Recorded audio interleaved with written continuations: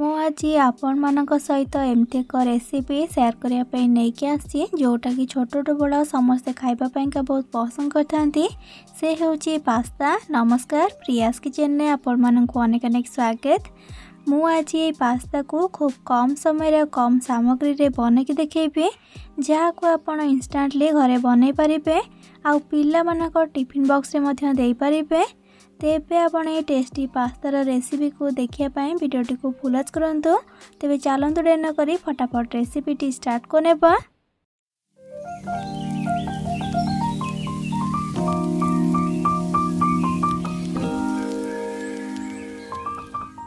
Pasta बनया पाई प्रथम एठी देखंतु मो कड़े रे अधिक पानी को देकी गरम कर नेइथिली। एबे सेथिरे दउची 1 कप रो पास्ता। आपण निज हिसाब रे पास्तार क्वांटिटी कम बेसी करके नहीं पारिबे। एबे आमे पास्ता को हाई फ्लेम रे 10 रु 15 मिनट खंडे बॉईल हेबाकु छाड़िबा। पाखापाखि 10 रु 15 मिनट खंडे बॉईल कला परे एइठी आपण देखि पारथिबे पास्ता हमर बढ़िया से पूरा बॉईल हे गलानी। एबे पास्ता को गरम पानी रु छाणी की गोटे बाउल रे रखि नेबा। आपण 10-15 मिनट अधिक टाइम पास्ता को बॉईल करेंगे, कारण पास्ता अधिक बॉईल हेले चिपचिपा बनब आ जमा भी गोटा गोटा रही एकदम जाऊ जाऊ परिका बनब। आदि आपण अधिक बॉईल कर देइछंती पास्ता को ताले गोटे टिप्स मन रखिबे, गरम पानी रो छाणिकी पास्ता को सांगे सांग धोई नेबे, जहा द्वारा तार कुकिंग प्रोसेसटा रही जिवो। आउ रिफाइन तेल टिके देकी मिक्स करनेबे, जहा द्वारा कि पास्ता एकदम खिला खिला बनब।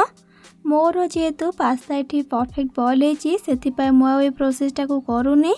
एइठी देखंतु गरम पानी रो छाणिकी मो पास्ता को गोटे बाउल रे रखिनेली, ताको बे साइड कर देकी ए गरम पानी को जो रहीगला ताको फोपा नेबा। आउ से सेम कड़े को बसैकी से दौची पाखापाखि गोटे बड़ चामच रिफाइन तेल। आउ तेल भल भाव में गरम होगला से गोटे कंचा लंका को काटिकी दौची। आउ ता सहित गोटे मीडियम साइज पियाज को काटिकी देबा। आउ गोटे कप देबा कटा कैप्सिकम। सबू वेजिटेबल्स को आपण एमती छोट छोट करके काटिकी नेबे। एबे कौन करबा ना सबू को बढ़िया से पूरा मिक्स कर नेबा। आउ पास्ता को देखिकी एथिरे वेजिटेबल सब को ऐड करिवे। मु एठी गोटे कप पास्ता पई एतिकी वेजिटेबल्स को नेची। एबे हम एथिरे गोटे छोट चामच पकेबा अदा रसुण बटा। आपन चाहे अदा रसुण छेचा भी दे पारंती। एबे सबू को मिक्स कर देकी मीडियम फ्लेम रे बेसी नाई 2 मिनट खंडे भाजीबा। अदा रसुण कंचा बास्ना अच्छी ना सेटा जेमती चली जीवो। मीडियम फ्लेम रे 2 मिनट खंडे भाजला परे एइठी हमर एबे अदा रसुण कंचा बास्ना जाइकी पियाज कैप्सिकम भी टिके भाजी गलानी। एबे हम एथिरे गोटे मीडियम साइज टमाटो को एकदम छोट छोट करके काटिकी पकेबा। आउ ता सहित 1/3 टीस्पून हल्दी गुंड, आउ अधा छोट चामच काश्मीरी लंका गुंड, आउ स्वाद अनुसार लुण पकेबा।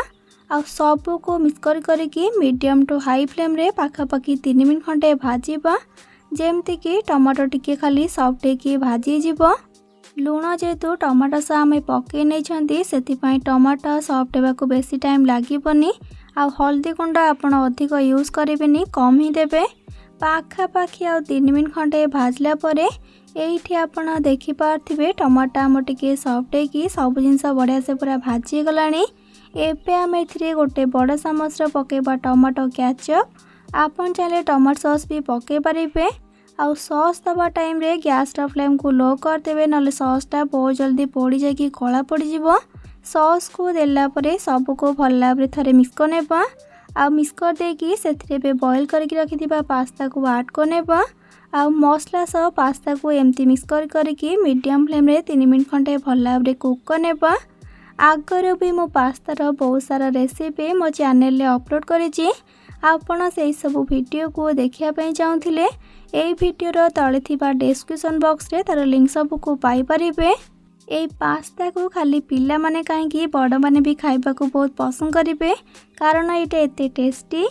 पाखापाखि 3 मिनट खंडे गोले गोले की पास्ता को कुक नेला परे एइठी हमर एबे पास्ता संपूर्ण भाव में रेडी। आपण देखि पाले ना आमे केते कम टाइम रे पास्ता को बने की रेडी करनेले। एबे शेष रे खाली किछि कटा धनिया पत्र को पकेकी सब को भल भाव मिक्स करके गैस फ्लेम को ऑफ करनेबा। तेबे आपण मो पारे पास्ता को घरे थरे नियत भाव ट्राए करंतु। आ बनैकी खाइला परे किपर लगिला कमेंट सेक्शन में जणाया जमा भी भूलिबेनी। भल लगी प्लीज वीडियोटी को लाइक करेंगे, सांग सहित शेयर करेंगे।